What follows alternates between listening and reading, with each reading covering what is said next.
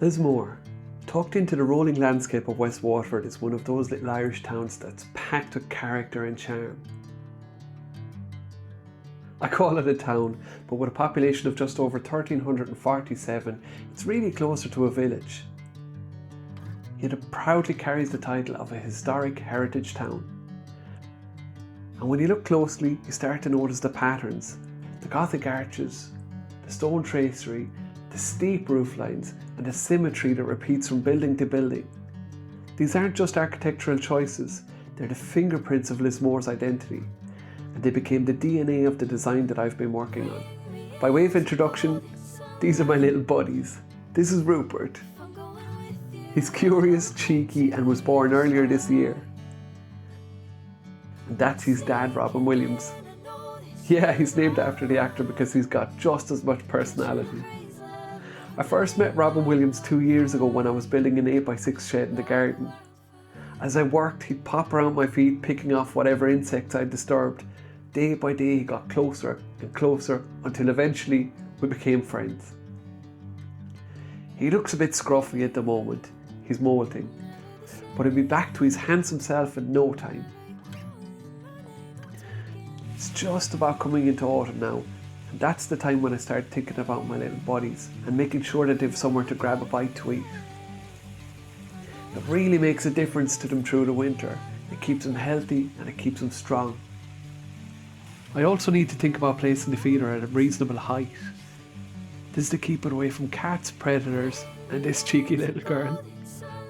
She's already featured in a video or two on my channel, but she's a sweet little fox and she comes to visit us most nights. Her name is Laura and she's got a cheeky little brother called Charlie. Autumn always brings a shift. The garden quiets down, the birds draw closer, and even Laura the fox trots through like she's checking up on us. It's a time when you feel connected to the little lives around you. Between Rupert demanding mealworms, Robin Williams supervising from the hedge, and Laura plotting her nightly visit, it felt like the whole garden was reminding me that it was time to build something. And with all that going on, and Lismore's architecture still echoing in my head, I started sketching out something new. A safe place for my buddies to eat, something that will stand up to the rain and the wind, and something that will last. A bird table inspired by the castle, the cathedral spires, and the monument. A little piece of Lismore built for Rupert, Robin Williams, and whoever else decides to stop by.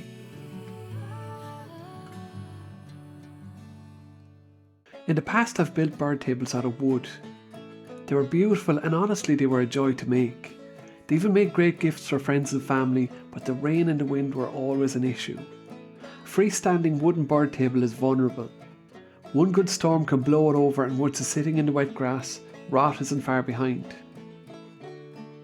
Even the use of yacht varnish or paint will only go so far. So for this design I wanted to do things differently. I'm going to use a 50mm stake driven deep into the ground. This will keep the table steady even in rough weather. And instead of wood, the table is going to be made from PETG. That means no rot, no peeling paint and almost no maintenance at all. Something strong, weatherproof and something that will last for years. One of the first details that I wanted to bring into the new table was the arch. And the main inspiration for this design is the monument in the heart of Lismore. Its beautiful Gothic arch feels strong and elegant. So I took that shape and I built it into the design. The pillars and the pinnacles on the table are also taken straight from the monument in Lismore. These tall columns and the little spire-like details that sit above them. They give the monument so much of its character and I wanted a table to carry that same feeling. Lismore Cathedral and Church have these beautiful pitched roofs, and the Victorian and Tudor buildings around the town are full of ornate ridges and decorative finals, so I brought a bit of that into the design too. A roof that feels like it belongs in Lismore, with ridges and details inspired by the architecture all around the town. And with all of those design ideas taken into consideration, the arches, the pillars, the pinnacles, the roof lines, and the whole thing drawn up in my CAD software, it was finally time to build. It was a nerve-wracking point, with nearly 400 grams of PETG in total and more than 14 hours of printing. When you're waiting for a print that big, every little sound makes you jump. You watch the monitors like a hawk. It was a long and anxious wait to see if it would all go well. So this is how it worked out. A little bird table fit for a duke. The top is detachable from the bottom and it's held on with these little PETG grub screws.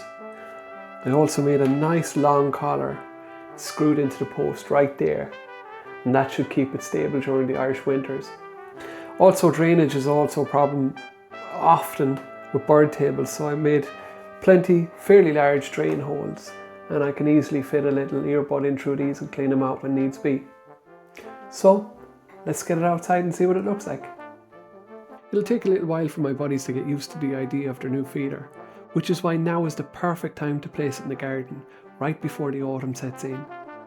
Maybe one day I'll build them a few little houses of their own, but for now, the new Lismore bird table is in place, ready for Rupert, Robin Williams and whoever else might drop by.